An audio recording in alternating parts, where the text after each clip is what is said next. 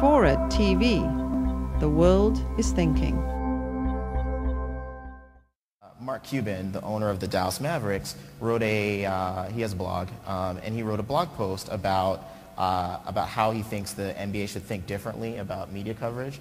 And basically, because, there's sports writers who are being laid off, and, he basically could put a price tag on the value of one page of coverage every day in Metro Daily newspaper about the NBA. And so he's saying what the NBA should do is essentially buy the ad space that would underwrite that page.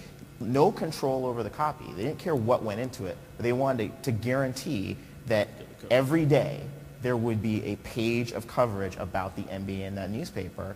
And, as a journalist and someone who values their independence, that's kind of scary, because you sort of think, like, once then you're like the frog in the pot of boiling water. It's like the water's boiling and you're in there, and that'll just turn up the heat. But looking at what's happening to media, just as everyone in the audience is scrambling to rethink the economics of their business, I'm sort of wondering if things like that don't start to happen, how much longer are they going to be able to justify any kinds of arts coverage? And you've got to think that video games are vulnerable, given that my editors don't play games.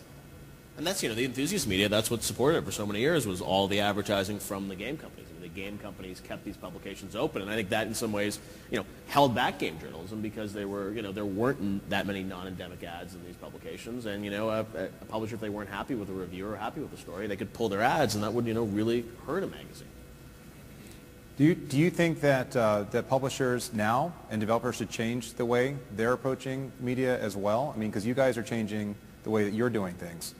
How should we be thinking differently? Well, I think it's already happening. I mean, I'm sure people in this room used to go to the Ziff Davis conference they would have up in Sonoma County, which was, basically trying to get people to advertise.